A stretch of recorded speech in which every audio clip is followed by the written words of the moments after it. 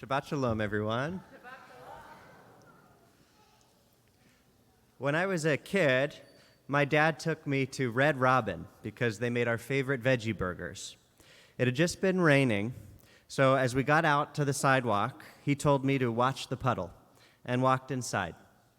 Inside the restaurant, you sit down and Red Robin himself, someone dressed like a big red bird, comes to your table and does a little magic show.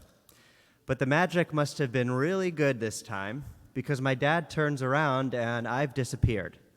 He panics and checks the entire restaurant, other booths, the bathroom, but I'm nowhere to be found until he walks back out to the sidewalk and realizes I never left. I'm still there watching the puddle. This week in Ki Tetzei, we read about the wayward and rebellious son, who is someone I've just never been, no matter how hard I try. I do own a very cool leather jacket that makes me look like James Dean, but I only wear it because my dad got it for me. So even at my most rebellious, I'm honoring my father and mother. At best, I'm Rabbi without a cause.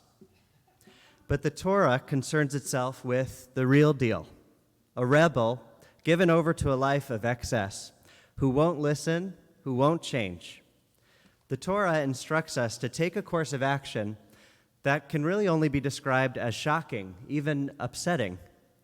We read, Ki yeh le'ish ben sorer umoreh, einenu shomea bekol aviv uvekol imo, v'yisru oto v'lo yishama alehem, v'tafsu bo aviv ve'imo v'hotziu oto el ziknei iro ve'el sha'ar mekomo, Urgamuhu kol anshe iro ba'anavim v'met.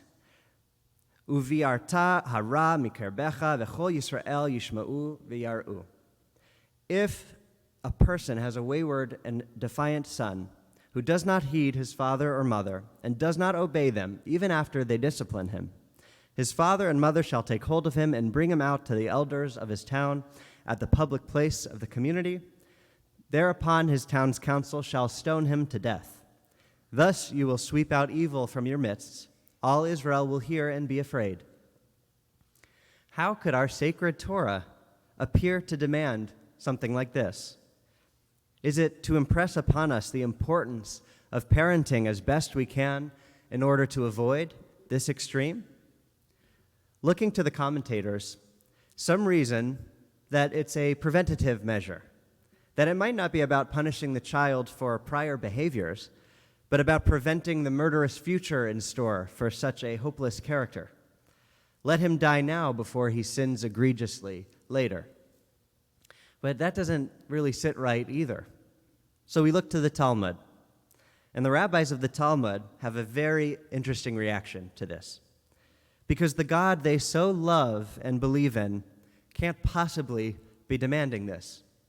So they turn it over and over. They stare into it the way I stared at the puddle. And like me, they take the instruction as literally as possible. Ki yeh le'ish ben sorer umoreh. It says ben, son, which means daughters are exempt. It says father and mother, so both parents have to agree, or else you can't do it. The rabbis next move from literal to hyper-literal. It says that they take hold of their son. So if either parent is missing a hand and cannot physically grab the boy, then you can't do it. The boy has to refuse to listen to the voice of his parents, so both parents must be able to speak and can't be visually challenged or hard of hearing either, and so on and so forth until the rabbis succeed in limiting the law out of existence.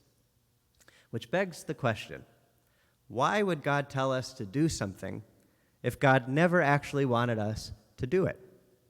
The rabbis conclude, a wayward and rebellious son, there never was one, and there never will be one in the future.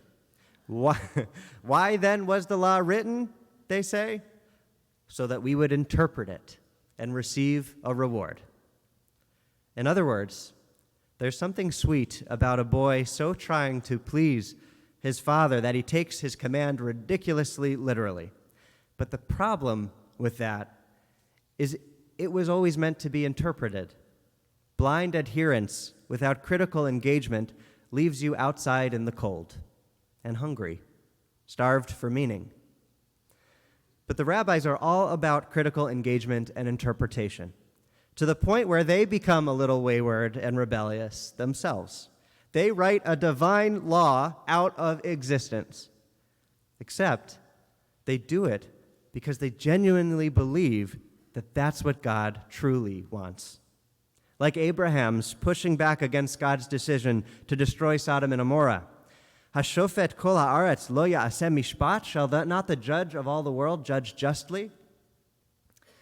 There are moments, it seems, where God is asking us not to be the loyal, literal children of Israel, B'nai Yisrael, but to come into our own as mature, grown-up partners of the Holy One. There's a midrash, a rabbinic commentary, from a collection called Seder Eliyahu Zuta. It tells the story of a king who has two servants. He loves his servants with a complete love. And so he gives each of them a measure of wheat and a bundle of flax. The first servant guards and protects these precious gifts. He stores them away in a cool, dry place, keeping them safe in his care until the king returns. But the other servant, what does he do?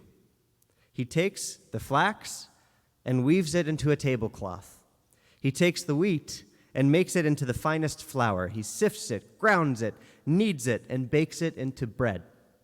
Then he arranges it on a table and spreads the tablecloth over it and waits for the king to return. When the king returns, he summons his servants. "My children," he says, "bring me what I gave to you." The first servant faithfully presents the wheat and flax exactly as given, which saddens the king, until he sees the second servant sitting at a Shabbos table, ushering in the presence of God. The Midrash concludes, when the Holy Blessed One gave the Torah to Israel, God gave it to them as wheat from which to produce fine bread, and as flax from which to produce cloth. In other words, the Torah is sacred, raw material that demands our creative touch. It's perfectly unfinished until we lend our minds and hearts to the project of deciphering it. The first stone tablets are carved by God and inscribed by God. And you know what happens to it? Moses shatters it. They're not meant for this world. But the second tablets are carved by Moses and inscribed by God. It's a partnership between the Holy One and humanity, and those are the tablets that endure. Inevitably, we all commit the rebellious act of growing up. Over the last decade of my life, which has mostly been characterized by rabbinical school, my dad and I have argued more than we have ever argued before, because we never used to argue before. And mostly what we've been arguing about is Torah, how to read the stories and understand the laws. And as much pleasure as we derive from these passionate debates, I think we're also pained by them, because we used to see everything eye to eye and bond over that. But now, I've become the wayward and rebellious son. I'm no longer that little boy who sat and watched the puddle, because I can't be. It's not the wayward and rebellious child who's liable for stoning. It's the sweet and innocent one who has to grow up, who has to become an independent adult. Because, of course, that's what parents truly want. There's one final story that I want to share, which is one we all know. Adam v'Chava, Adam and Eve, in the Garden of Eden. Except this one is a retelling by one of my favorite Jewish thinkers, Tamar Biala. She perceives of God in this story as expressly female. And so Gan Eden, the garden, becomes her womb. Adam and Eve are protected as innocents within God's womb, where nothing bad can happen to them except the inevitable moment when they're birthed into the world, when they pursue knowledge, which in this retelling isn't actually a sin at all. It's inevitable. The snake, or the umbilical cord, is cut, and kids grow up and leave the garden. It's the one unforgivable sin, the ultimate rebellion, which God simultaneously mourns and rejoices over, because we're no longer the obedient child, but we're now God's partners in creation. Today we celebrate Danielle and Jeremy's Ofruf before their wedding, their marriage, which our tradition understands as the moment that children leave their parents and build a house together of their own. We celebrate obedience and adherence to mitzvot, divine instruction for how to treat each other with dignity and respect. And we celebrate the rebellion that is growing up, stepping into our role as active partners with the divine, taking the raw materials that our parents, our grandparents, our family, our friends have given us, and building from that flax and that wheat a Shabbos table, building beauty and uniqueness of our own, bringing more goodness and wholeness into a world that awaits us. Shabbat Shalom.